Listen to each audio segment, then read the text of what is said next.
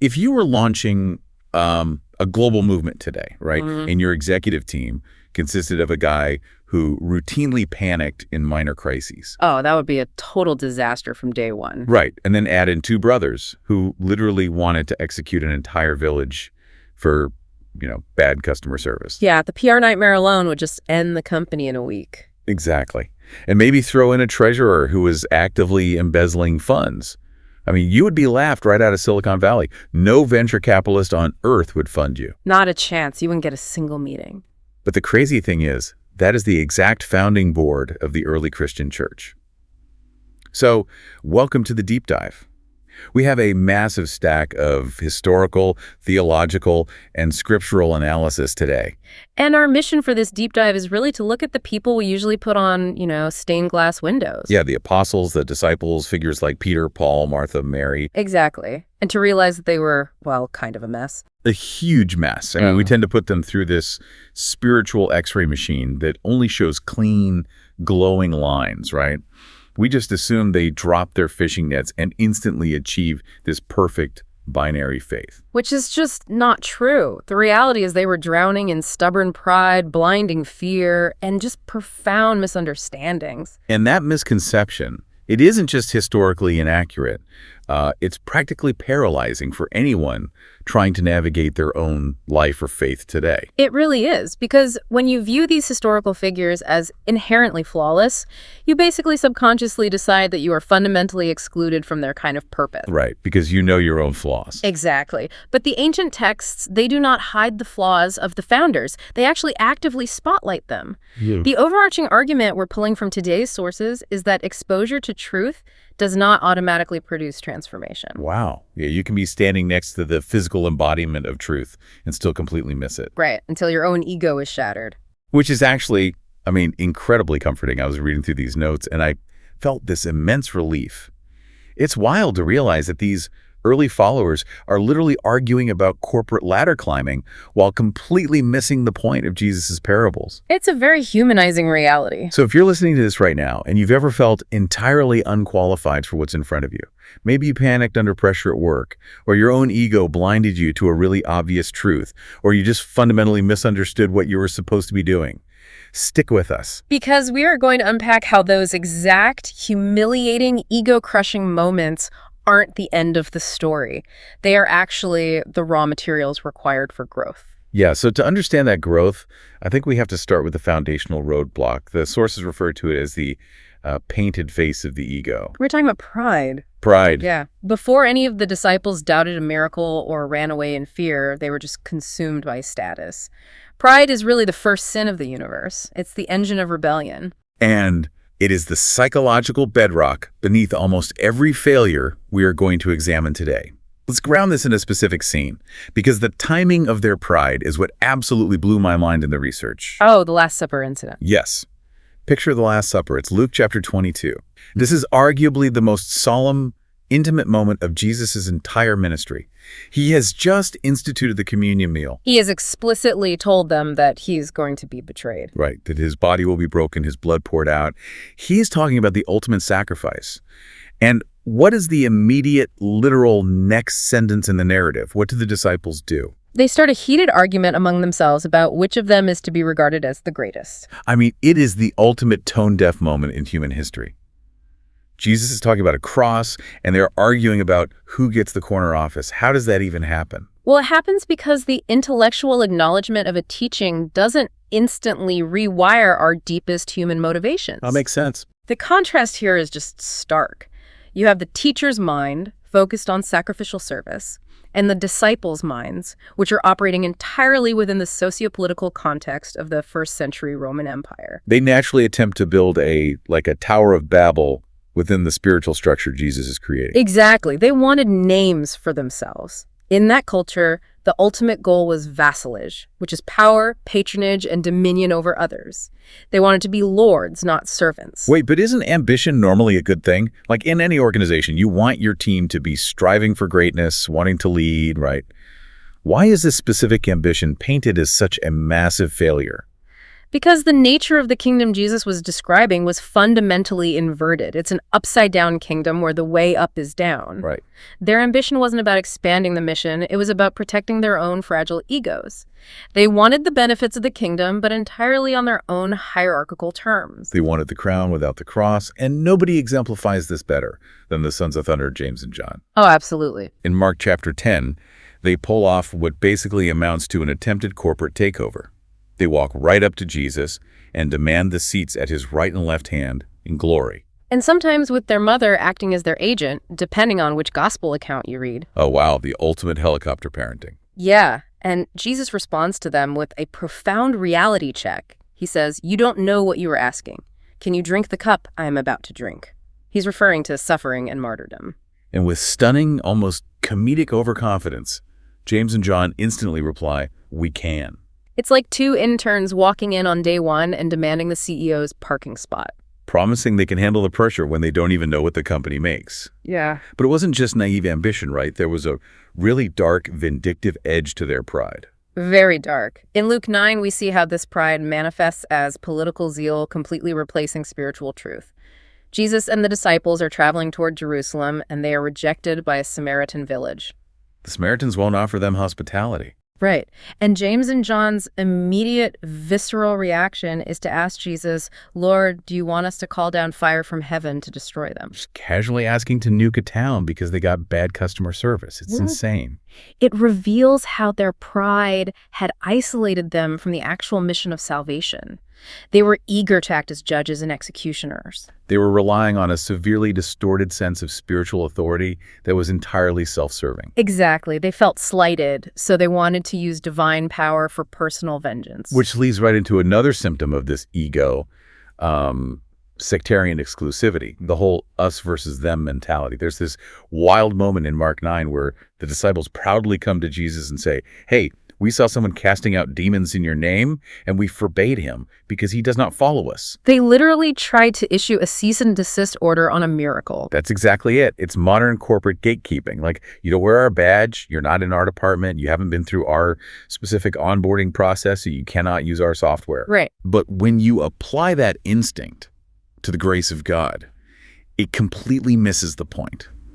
Why were they so obsessed with trademarking access to God? It's basically a defense mechanism. They had this assumption that their physical proximity to Jesus, the fact that they were part of the inner circle, made them inherently superior. So it was an exclusivity thing. Yes. When someone else succeeded outside their jurisdiction, it threatened their monopoly on the power. They elevated their own group identity and tradition above actual truth and mercy. Okay, the sources point to a really specific Old Testament parallel here that I want to unpack. King Saul. How does Israel's first king map onto these 12 guys arguing on a dirt road? It's a brilliant typology, actually. If you look at 1 Samuel 18, you see King Saul. He is the anointed leader, but he is entirely consumed by insecurity and a desperate need to maintain his status. Right, because of David. Exactly. When young David comes along, kills Goliath, and begins to succeed, the people sing songs praising David. Saul's reaction isn't joy that his kingdom is secure, it's absolute terror. He realizes his own status is eclipsed. Yes. He becomes paranoid, throws spears at David, and hunts him in the wilderness. He fears the loss of his own position more than he desires God's purpose for the nation. And the apostles are mirroring that exact insecurity. Precisely. Their competitiveness foreshadows the dangerous, sometimes violent tribalism that arises when human pride leads an organization rather than divine purpose.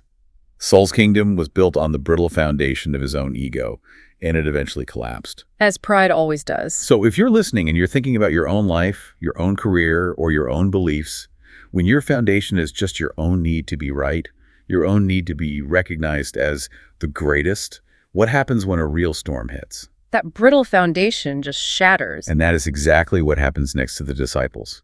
When pride meets a situation it cannot control, it instantly collapses into paralyzing fear. Fear is the natural offspring of a bruised ego. When you trust completely in yourself and yourself is suddenly incapable of handling a crisis, well, panic is the only logical emotional response available to you. And the text gives us the ultimate physical representation of this. The storm on the Sea of Galilee. You've got the accounts in Mark 4 and Matthew 8. Now, let's remember who we are dealing with here. These are not landlocked accountants. Right. Several of these guys are professional generational fishermen. They know this lake. They know its weather patterns. Yet a storm kicks up that is so sudden and so severe, these seasoned sailors completely lose their minds. They are bailing water, screaming, convinced they are minutes away from drowning. And where is Jesus? He is asleep in the stern on a cushion, and they wake him up with an accusation. Teacher, do you not care that we are perishing? That accusation is incredibly telling, isn't it? Do you not care? It's a direct assault on his character, driven entirely by their panic. Yeah. So Jesus wakes up, speaks to the wind and the waves, "Peace, be still," and the storm instantly stops. But then he turns to his disciples, and he doesn't coddle them. He asks a very piercing diagnostic question. Why are you so afraid? Do you still have no faith? And the Greek word the gospel writers use here is vital to understand, right? Oligopistos. Yes, olegopistos. I love dissecting these ancient words. What does it actually mean in this context? It translates literally to little faith or puny faith. Now, what's fascinating is that it does not mean zero faith. It isn't a total absence of belief. Okay. It is the specific failure to apply past evidence of Christ's power to a current, immediate crisis. Oh, that is so good. So it's not that they didn't believe he was special. It's that under pressure, their belief just evaporated. Exactly. They had already witnessed monumental miracles. They saw him heal the sick, cast out demons, command nature. They possessed the empirical evidence, Right. but they suffered from what psychologists and theologians call the tyranny of the urgent. The physical, immediate threat of the waves in their face completely blinded them to the reality of the Creator sleeping in their boat. I was trying to picture this in a modern scenario. Imagine you're a passenger on a highly advanced next-generation airplane. You hit some severe, violent turbulence. Okay, terrify. Yeah, the plane is shaking. The overhead bins are rattling, and you just start completely panicking. You are screaming that the wings are going to tear off, grabbing the person next to you. Meanwhile, the chief aerospace engineer, the person who designed this exact plane from scratch, who knows the structural tolerance of every single rivet, is sitting in the seat next to you, casually taking a nap. That is a perfect analogy. If you actually understood who you were sitting next to, the turbulence wouldn't terrify you. You might not enjoy the bumpy ride, but you would realize that if the creator of the plane is resting, you can rest too. But they were looking at the environment, not the engineer. They trusted their physical senses more than the word of the one who commanded the waters. And the historical texts draw a very intentional Old Testament parallel here to the story of Jonah. Jonah, the prophet who literally ran in the opposite direction of God's command. Yes. In Jonah chapter 1, he is on a ship fleeing to Tarshish, and God sends a massive, unnatural storm. The pagan sailors on that shipmen who do not know the God of Israel are terrified. They are throwing cargo overboard, weeping, crying out to their various false gods, trying desperately to save themselves. And where is Jonah, the actual prophet? Fast asleep below deck. So you're saying the disciples of Jesus are acting exactly like the pagan sailors? In that moment, absolutely yes.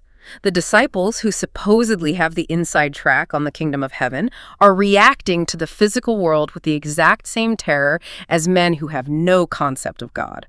Furthermore, this ties deeply into the typology of the wilderness generation. Okay, take us back to Exodus and Numbers. Think about the Israelites leaving Egypt. They witnessed the 10 plagues. They watched the Red Sea literally split in half. They walk through on dry ground. These are undeniable, reality-shattering miracles. It's huge. Yet the moment they get 3 days into the desert and they get thirsty, what do? They complain, they panic, they accuse God of bringing them out there to die, and they actually ask to go back to slavery in Egypt because at least they had water. Exactly. Psalm 78 summarizes it tragically. They saw what he did, yet they did not trust in him. The disciples in the boat were mirroring the exact cognitive dissonance of the Israelites in the desert. They forgot the miracles the moment they hit rough water. It's a complete failure of spiritual memory. It's the ultimate, "what have you done for me lately?" approach to the universe. And nobody exemplifies this rapid pendulum swing from arrogant self-confidence to impulsive, terrifying fear better than the Apostle Peter. Oh, man. Peter is the definitive case study in the failure of willpower posing as faith. You see it in Matthew 14, the famous story of Peter walking on the water. The disciples are in a boat. Jesus comes walking to them on the sea in the middle of the night. Peter, bold as ever, says, "Lord, if it's you, tell me to come to you on the water." And he actually does it. He steps out. He is defying physics. But then the text says he saw the wind. He shifted his focus from the Savior to the storm, and he immediately started sinking. Yeah. Jesus pulls him up and says, "Oh, you of little faith, why did you doubt?"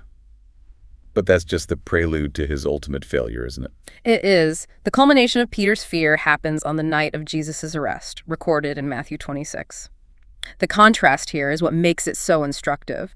Hours earlier, Peter makes this towering, boastful declaration. He looks at Jesus and says, "Even if all these other guys fall away on account of you, I never will. I am ready to die with you." He really believed it, too. He wasn't lying. He just severely overestimated his own capacity. Because he was leaning entirely on his own willpower and natural courage. But willpower is not faith. Willpower shatters under pressure. When the heat is on, Peter isn't confronted by a Roman legion or a master interrogator. No. He's confronted by a servant girl warming herself by a fire in the high priest's courtyard. She simply points out his Galilean accent. And Peter's self-confidence collapses instantly into desperate self-preservation. He denies even knowing Jesus, eventually calling down curses on himself to prove it. He moves from arrogant self-confidence to broken, weeping dependency in a matter of hours.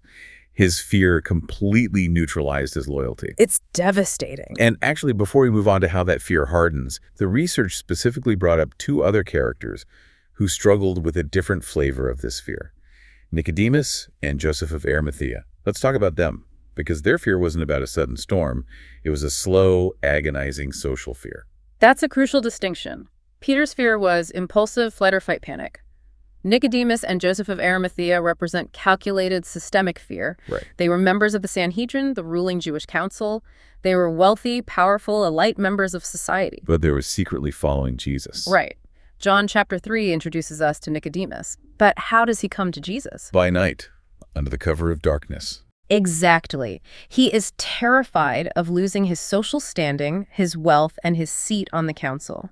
He recognizes Jesus is from God, but he won't risk his reputation in the daylight. And Joseph is the same way. Yes. Joseph of Arimathea is described in John 19 specifically as a disciple of Jesus, but secretly for fear of the Jews. Their lack of courage is a profound failure of faith.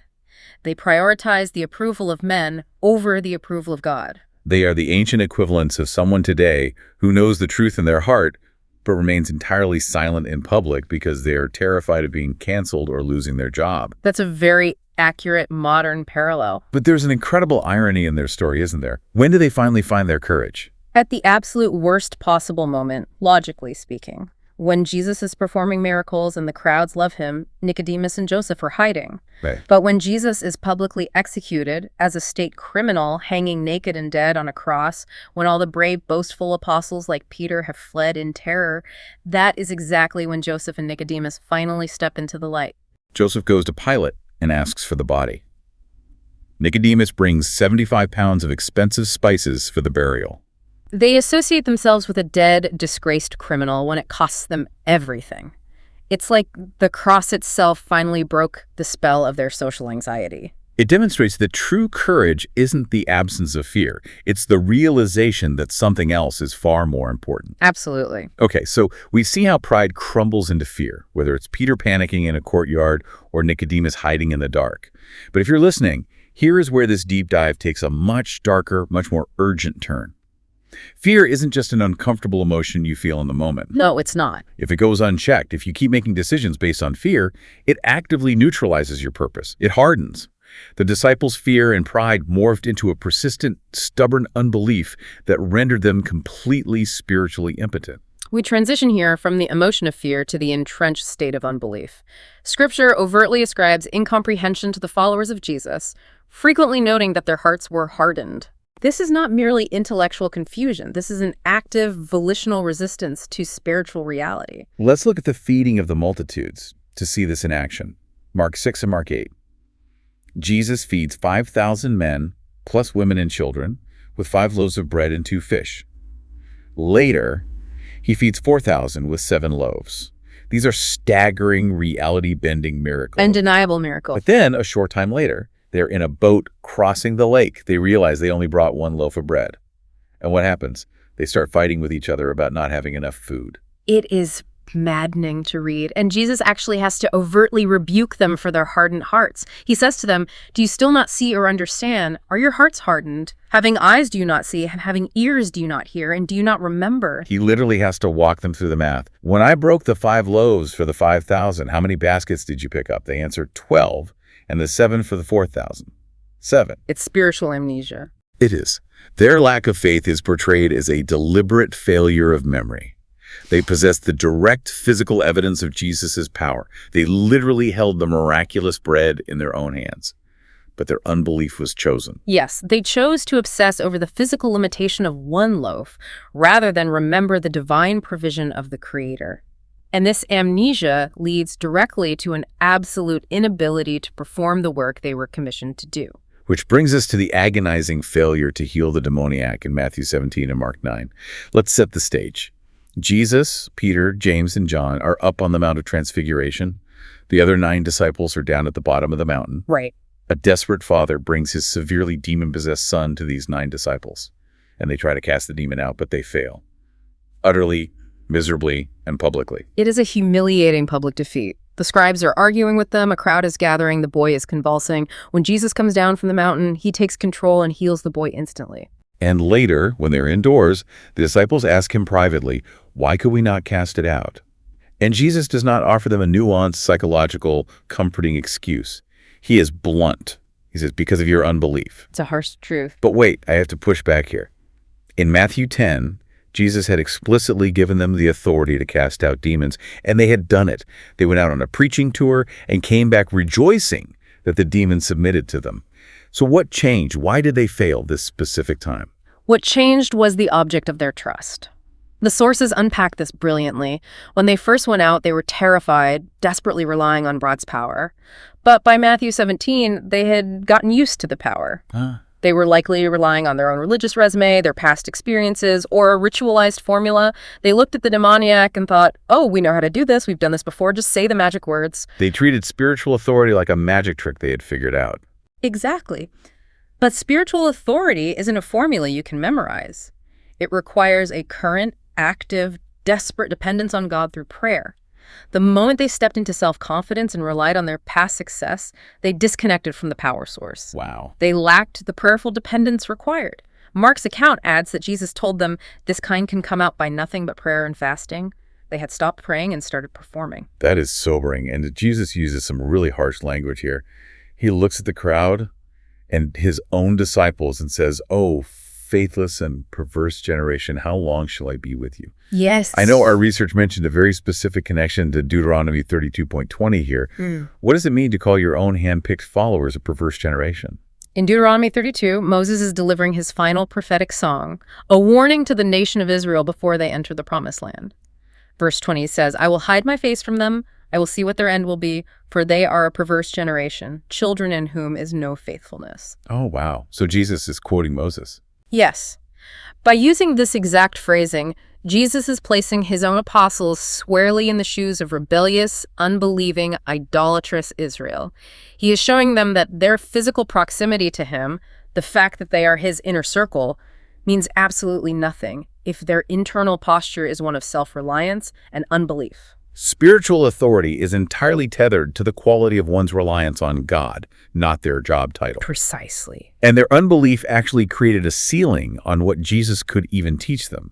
There's that famous verse in John 16:12 at the Last Supper where Jesus says, "I still have many things to say to you, but you cannot bear them now." That verse is a tragedy of missed opportunity. Because of their persistent, hardened cognitive frames, they were incapable of receiving the deeper truths of the kingdom. Jesus was forced to pace the revelation of truth to match their stunted capacity. Right. They were so obsessed with an earthly kingdom that if he had fully explained the cross and the church age right then, it would have shattered them completely. They needed the Holy Spirit to expand their capacity first. Okay, so we've seen faith fail because of pride, we've seen it fail because of panic, and we've seen it fail because of self-reliant unbelief. But as we move forward in our analysis, we encounter a completely different kind of trap. A more subtle one, maybe? Yeah. Sometimes a lack of understanding isn't about arrogance or fear at all. Sometimes it's about taking the infinite God and placing him in a very small, very logical, very restricted box. We call this the time-bound trap, and there is no better illustration of this in all of Scripture than the story of Martha and Mary in John chapter 11, following the death of their brother Lazarus. This is one of the most deeply emotional, visceral narratives in the Bible. Let's set the stage.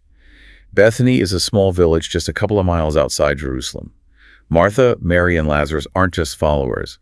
They are some of Jesus' absolute closest friends. He stays at their house. He loves them. Lazarus gets deathly ill.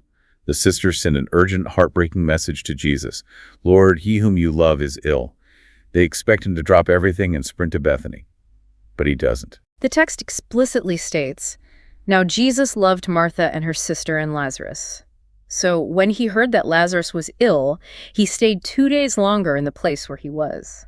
It is a deliberate, intentional delay. By the time Jesus finally arrives in Bethany, Lazarus hasn't just died, he has been sealed in a tomb for 4 days. And when Jesus arrives, the two sisters greet him at different times, but they both hit him with the exact same sentence.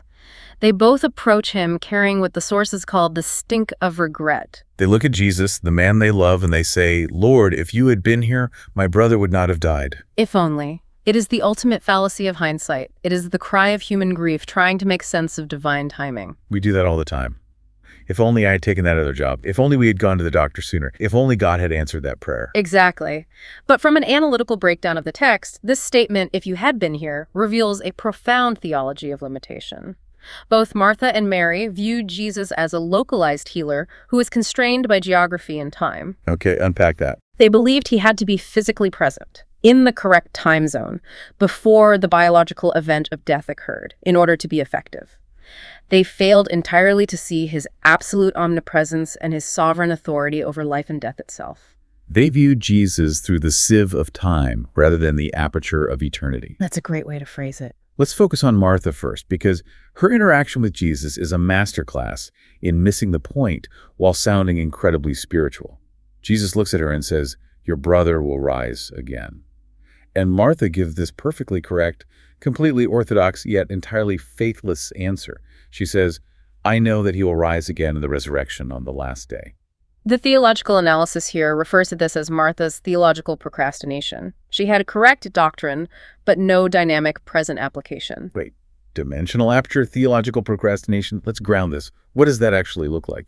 It means she limited the scope, the aperture of God's power to a distant future eschatological event. She pushed the miracle so far into the future that it had absolutely no power to comfort her in the present darkness. She believed God would do something eventually, but she didn't believe God could do something right now. I love the analogy our research provided for this. It's like you're currently starving to death, you are completely destitute, you're about to lose your house, and someone hands you a valid certified check for $10 million. Right. But you look at the check, fold it up, and insist, this is wonderful theology. I know I can cash this in 50 years when I get to heaven. Yeah. You completely miss the fact that the bank manager who wrote the check is standing right in front of you, begging you to cash it today. She missed the present reality of the great I am. That is precisely the correction Jesus makes. He violently shifts her focus from a future event to a present person. He says, I am the resurrection and the life. He reveals that resurrection is not a date on a calendar. It is a living reality located in him, regardless of how much time has elapsed. And to her credit, Martha receives this. She makes a monumental declaration of faith. But then we look at Mary. Mary is the contemplative one. She's the one who famously sat at Jesus' feet to learn while Martha was busy cooking in Luke 10. You would expect Mary to have the deep theological insight here. But her reaction is completely different. Mary's misunderstanding doesn't manifest as theological debate, it manifests as total emotional paralysis. When she finally comes out to meet Jesus, her grief is so all-consuming that it completely blinds her spiritual sight. She falls at his feet, repeats the same "if you had been here" line, and just weeps. She has no specific hope, not even the distant theological hope that Martha clung to. Her grief has silenced her, paralyzed her, and overwhelmed her. She is a picture of how profound sorrow can sometimes become its own kind of unbelief. Even when you are looking right at the source of life, all you can see is the grave. Exactly. And the sources connect this failure to see past the physical reality to a powerful Old Testament typology. Sarah's laughter in Genesis 18. Let's explore that. Genesis 18, Abraham and Sarah. God promises Abraham and Sarah that they will have a son. Now, Sarah is nearly 90 years old. She is well past childbearing age. She overhears this promise from inside the tent, and she laughs to herself. Why? Because she looks at the biological deadness of her own womb and concludes that a miracle is scientifically impossible based on human biology and time. And Martha's doing the exact same thing. Precisely. Both Sarah and Martha looked at the deadness of their physical situations, the womb for Sarah and the tomb for Martha, and they missed the sovereignty of the Creator who operates outside of biological and chronological limits. But I want to linger on the delay itself, because if you're listening, that is the part that trips us up the most. Why did Jesus wait 2 days? He knew Lazarus would die. He knew Martha and Mary would be in agony. Why let them suffer? The delay is a crucial theological mechanism. The delay of God is not the denial of God. It is divine design. Jesus explicitly states, "This sickness is not unto death, but for the glory of God." Okay, so there was a purpose. Yes. If Jesus had healed Lazarus while he was just sick, it would have been a great miracle, but it would have fit within their existing paradigm of Jesus as a healer. He delayed intentionally to allow the situation to move past the point of human hope, past the point of medical possibility. So that when the resurrection happened, it would be an undeniable, paradigm-shattering revelation of his identity as God and a literal preview of his own impending resurrection. The delay was required to shatter their limited framework so their faith could expand. That's beautifully put. If Martha and Mary had a theology that was too small, too constrained by time and space, the research shows that others had a theology that wasn't just small, it was entirely upside down. It was rooted in deep cultural expectations and rigid traditions. This brings us to the incomprehension of the messianic identity. The disciples and the nation at large frequently failed to grasp the apocalyptic and sacrificial nature of Jesus' mission because they were blinded by what they wanted him to be. They were expecting a political liberator, right? They wanted a warrior king, someone to kick out the Roman occupiers, restore the throne of David, and make Israel a global superpower again. Exactly. Their preconceived cultural images acted as a filter that completely distorted the truth. When Jesus spoke of suffering, rejection, and dying on a cross, it created massive cognitive dissonance. It simply did not compute with their traditional paradigm of a victorious Messiah. Right, it was unthinkable to them. This explains that insane interaction with Peter in Matthew 16. Jesus asks, "Who do you say that I am?" Peter steps up and hits a home run. "You are the Christ, the Son of the living God." Jesus praises him, gives him the keys to the kingdom. It's a massive high. A huge moment of clarity. But then, the very next paragraph, Jesus starts explaining that he must go to Jerusalem, suffer many things from the elders, and be killed. And what does Peter do? He pulls the Son of God aside and literally rebukes him. "Far be it from you, Lord, this shall never happen to you." And Jesus replies with devastating severity. "Get behind me, Satan. You are a hindrance to me, for you are not setting your mind on the things of God, but on the things of man." How can someone be so devoted, so convinced that Jesus is the Messiah, but completely fundamentally miss the actual mission? Because deeply ingrained traditionalism is incredibly powerful. We see this constantly. In Matthew 13, Jesus explains that he speaks in parables specifically because though seeing, they do not see. Though hearing, they do not hear or understand. Their cultural conditioning prevented comprehension. Yes. For example, in Matthew 16, right before the Peter incident, Jesus warns them to beware of the leaven of the Pharisees. And the disciples start arguing among themselves, thinking Jesus is mad at them because they forgot to pack bread for lunch. They are so stuck on the physical, literal level. They completely misunderstood the metaphor because their minds were tethered to traditional earthly concerns rather than the spiritual corruption Jesus was warning about. And if we want to talk about the ultimate tragic culmination of this misdirected expectation, we have to talk about Judas Iscariot. Judas is the most catastrophic example of misdirected faith leading to utter disillusionment. Why did he do it? The sources suggest it wasn't just about 30 pieces of silver. It rarely is just about the money. Judas witnessed the exact same miracles as the other 11. He heard the same Sermon on the Mount. He was trusted as the treasurer of the group. So he was on the inside. Very much so. But his faith was irrevocably tied to a political, earthly victory. He wanted a revolution. When Jesus repeatedly rejected earthly kingship, like in John 6, when the crowd tried to make him king by force and Jesus walked away, Judas's expectations began to fracture. When it became undeniably clear that Jesus was a sacrificial lamb headed for a slaughter, not a warlord headed for a throne, Judas was shattered. His lack of faith in the true mission allowed greed, bitterness and demonic betrayal to take root in his heart. He realized he wasn't going to get the earthly power he signed up for, so he decided to cut his losses and cash out. It's terrifying. It is. But it's not just Judas. This struggle with traditionalism over truth haunted the early church long after the resurrection. Look at the Gentile mission in Acts chapter 10. Peter, the chief apostle, the rock of the church, still couldn't let go of his traditional Jewish exclusivity. He needed a literal, repeated vision from God, a sheet coming down from heaven with all sorts of unclean animals, and a voice commanding, "Kill and eat," just to break his Jewish particularism. And even after that vision, he still struggled. Paul actually has to publicly confront Peter in Galatians chapter 2 because Peter hypocritically stopped eating with Gentile believers when strict Jewish believers showed up. It perfectly illustrates that doctrinal understanding requires much more than just intellectual teaching. It requires the Holy Spirit actively, continually overriding deeply ingrained generational traditions and prejudices. Which brings us perfectly to the pinnacle of this entire analysis. If you want the ultimate, most extreme example of tradition replacing truth, of zeal without knowledge, of human righteousness violently trying to replace God's righteousness, you don't look at Peter, you look at Saul of Tarsus before his conversion. Paul's story is the clearest, most dramatic transformation in all of Scripture. It is the definitive template for how God overthrows human pride, religious deception, and spiritual blindness. Let's spend some time analyzing exactly who Saul of Tarsus was, because if we don't understand his terrifying power, we won't understand the miracle of his conversion.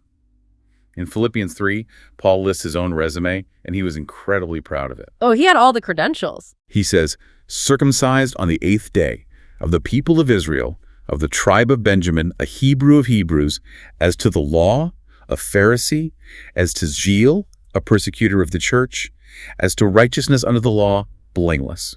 Our sources analyze this passage deeply. What Paul is describing here is what he later calls confidence in the flesh.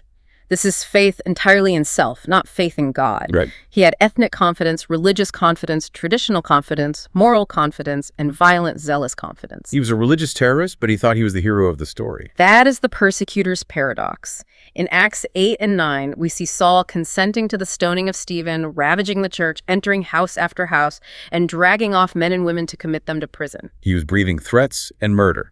He truly believed his strict adherence to the law and his violent actions against these heretics were acts of supreme obedience to God. It is the exact opposite of the gospel. It is faith without revelation, and the Old Testament typologies for Paul are just staggering. Break those down for us. First, he is the living, breathing embodiment of Israel's first king, Saul.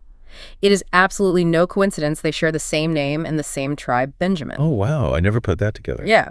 King Saul in the Old Testament was tall, impressive, zealous, violent, entirely self-righteous, and ultimately opposed to God's chosen king, David. Saul of Tarsus mirrors this perfectly in his violent opposition to the Son of David, Christ. Wow. And the sources also compare him to Pharaoh. Yes, Pharaoh in Egypt.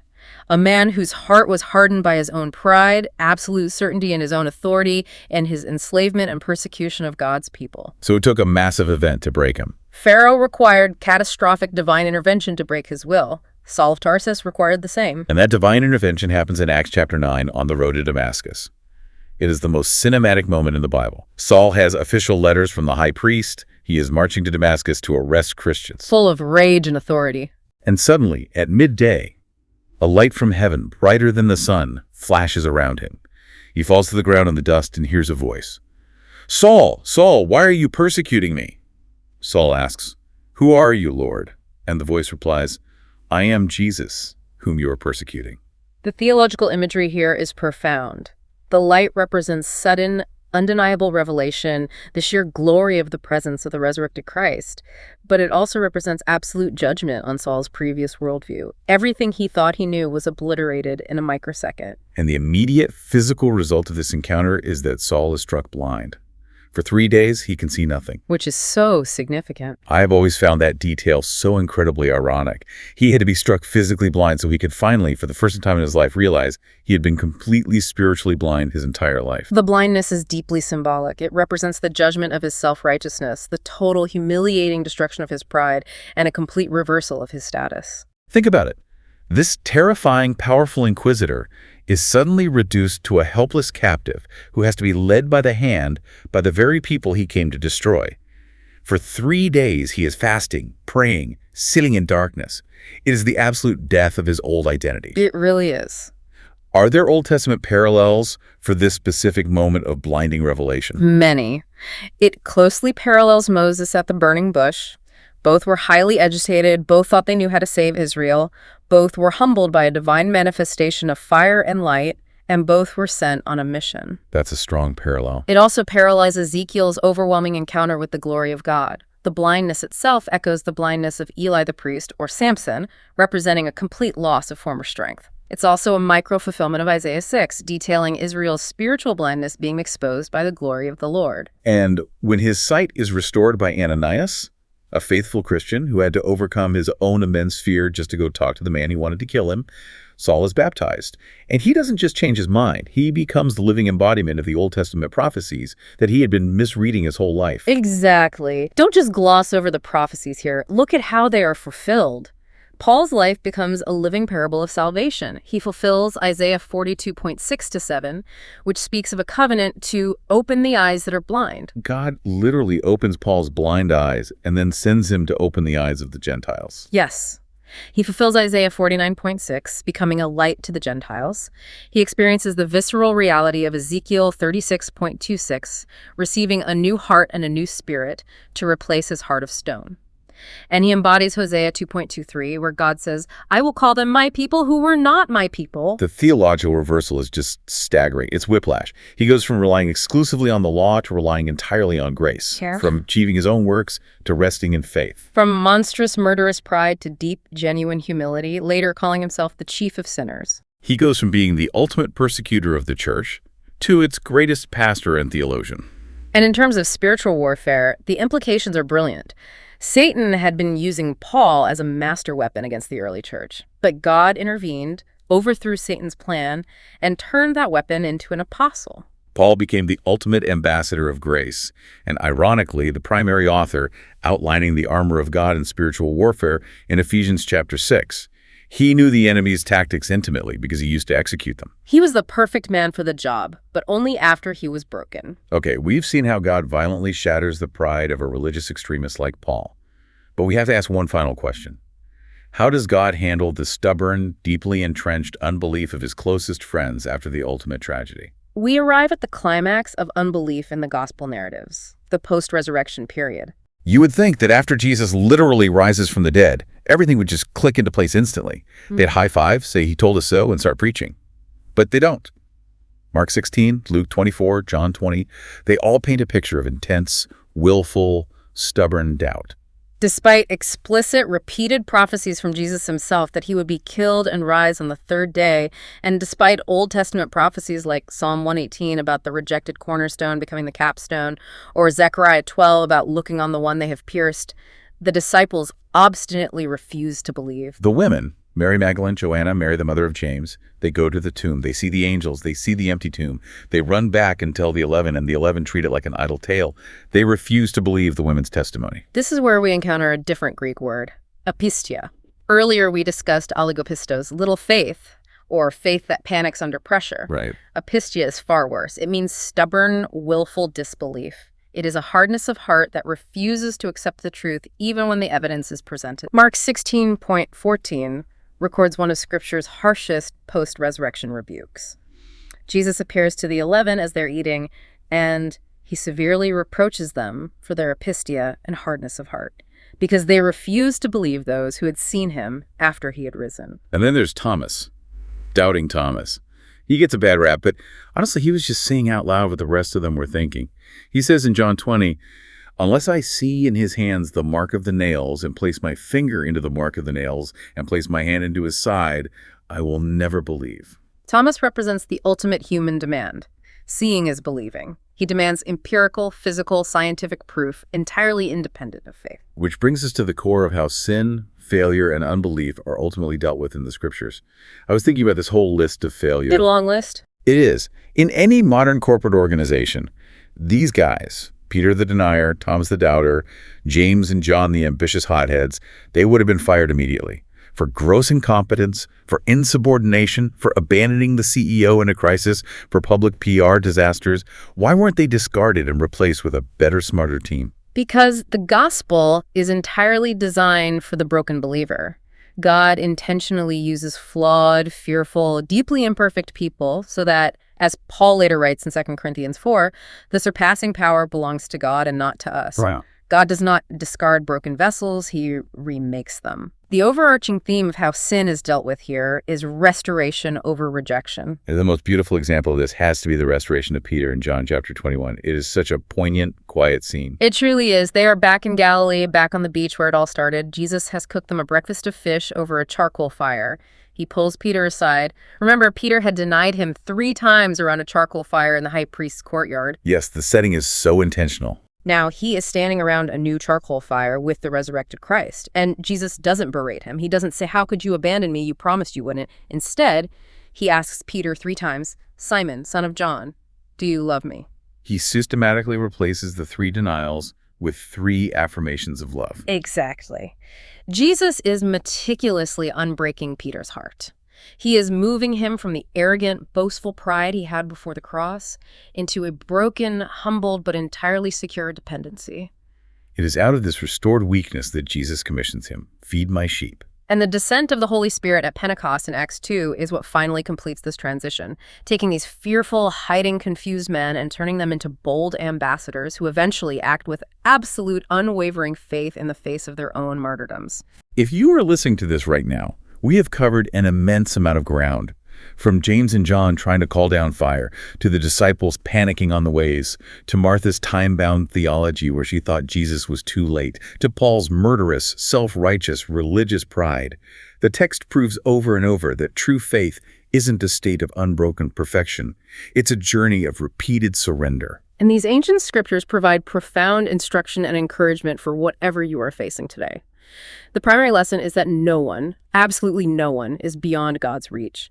Zeal without knowledge destroys, and religious pride blinds, but God is in the business of overturning human pride. Exactly. God can take your deepest failure, your little faith, your paralyzing anxiety, your secret fear like Nicodemus, or your completely misdirected confidence. And he can use that exact failure to shatter your ego and rebuild you into a vessel of grace. He doesn't need your perfection. He needs your surrender. If he can take a terrorist like Paul and turn him into an apostle, or a cowardly denier like Peter and make him the rock of the early church, the trajectory of your own failures can absolutely be redeemed. Truly. Which leaves you with one final provocative thing to ponder today. Think about the biggest obstacle or the most humiliating failure in your life right now. Are you looking at it through the sieve of time like Martha, treating it with theological procrastination, thinking God might fix it someday in the distant future, but missing his presence today? That's a hard question to ask yourself. It is.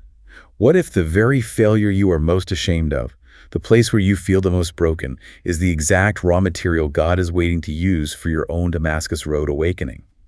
What if your darkest moment is simply the setup for the light to finally break through? A powerful thought to carry with you.